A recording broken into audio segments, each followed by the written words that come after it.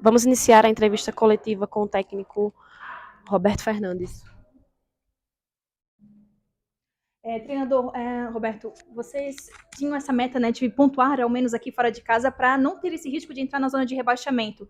Como que você avalia esse jogo onde vocês tiveram a maior parte do tempo, né, com um jogador a menos? Não é a primeira vez que a equipe está nessa zona de rebaixamento, né? Então esse grupo está acostumado com a pressão e eu tenho certeza absoluta que nos jogos que restam, né, nós vamos buscar a pontuação para sair dessa situação. Quem está brigando lá embaixo, você não vai ficar invicto 10, 20 jogos. Nós estávamos invicto a 5 jogos, né? E poucas vezes na minha vida eu parabenizei um grupo após uma derrota. Eu quero parabenizar o meu grupo, porque foi um castigo, foi um pecado. A Chapecoense achou o gol. Nós jogamos mais de 50 minutos com um jogador a menos, né? O grupo foi guerreiro pra caramba, lutou pra caramba, né? E já nos acréscimos, naquela pressão ali final, né? Onde não existe tanta organização, o que existe é mais a vontade de vencer, né? Pesou, né? Tá jogando com um atleta a menos. Então, assim, eu acho que o grupo foi guerreiro, lutou pra caramba, né? E o jogo, ele caiu numa das maiores dificuldades nossa, que é a transição ofensiva, né? 5, 10 minutos antes de sofrer o gol, nós tivemos um contra-ataque de 3-3 e transformamos esse contra-ataque em posse de bola. Não é? Precisava um pouco mais de agressividade. Mas isso não vai desmerecer a luta que os atletas tiveram.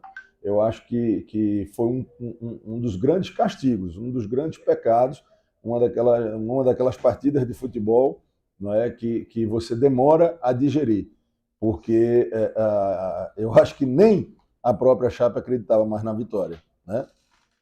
Porque estava um jogo relativamente controlado, né?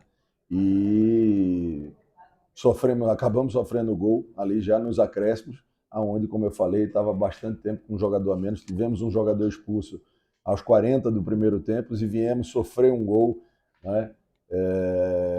Naquele momento de desespero, né? Vou te dar um exemplo. Quando que a Chape joga com 2 centroavantes, né? Eu já estava no desespero e num lance ali de bola lateral, inclusive a bola estava no nosso pé, né? A bola estava no nosso pé. Se tivesse um pouquinho mais, né, de perna, né, porque o desgaste foi muito grande do grupo, talvez o Barcelos tivesse conseguido segurar a bola no meio e não tivesse criado a situação de sofrer o gol. Mas vida que segue, o CSA tem agora 2 jogos em casa e esses 2 jogos nós temos que fazer com os adversários aquilo que foi feito com a gente durante boa parte do campeonato, quando a gente foi como visitante.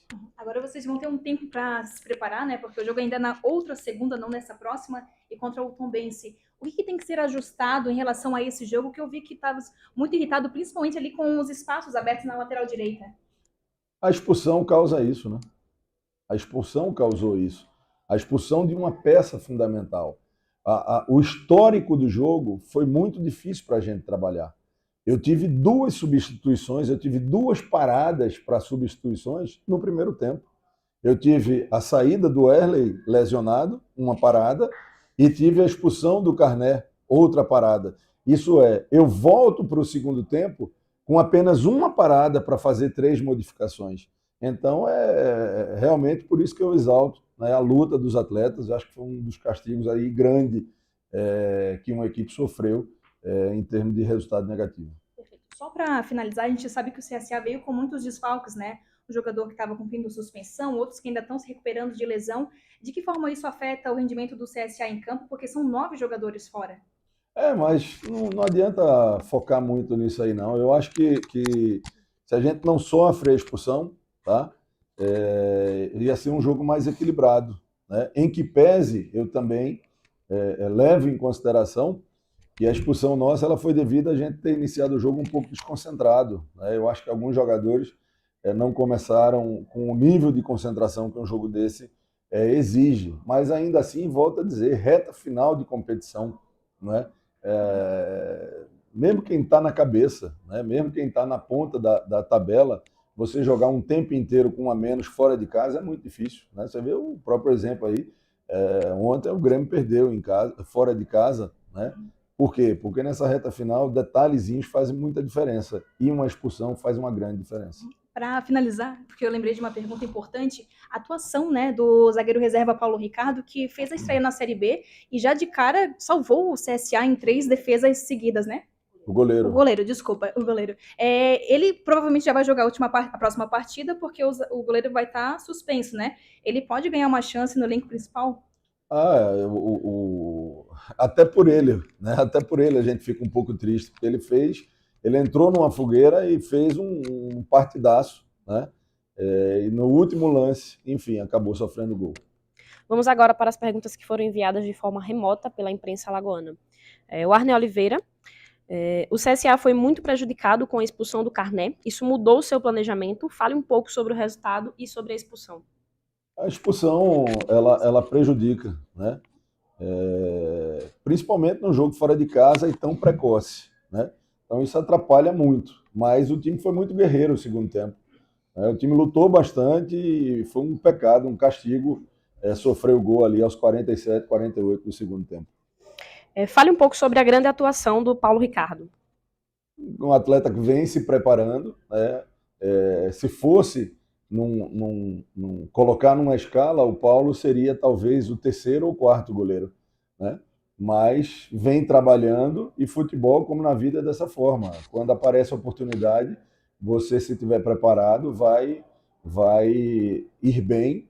E eu acho que o Paulo fez um grande jogo, volto a dizer, um pecado ele ter sofrido o gol praticamente no último lance da partida. Vitor Hugo, 96 FM Arapiraca.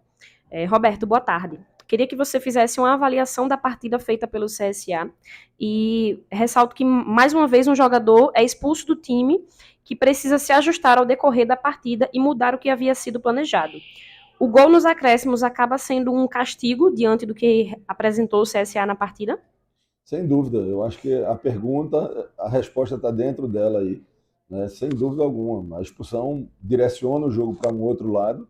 Volta a dizer, ainda assim, os atletas foram muito guerreiros, né? Fizeram um segundo tempo inteiro com um jogador a menos e fomos sofrer o gol nos acréscimos, no momento daquela pressão final, né?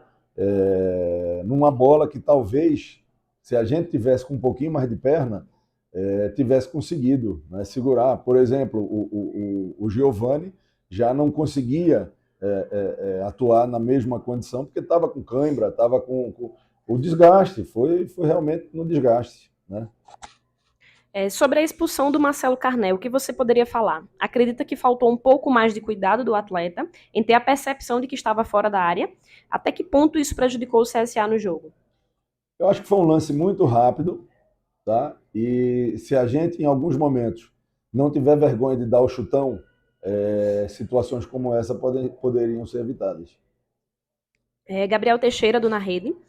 Roberto, mesmo quando o jogo estava em igualdade numérica, o CSA pouco agrediu seu adversário. Com a expulsão, a estratégia seria de segurar o empate? Olha, com a expulsão por estar jogando fora de casa, né, nós precisaríamos mudar a estratégia de quando era 10 contra 10. Né?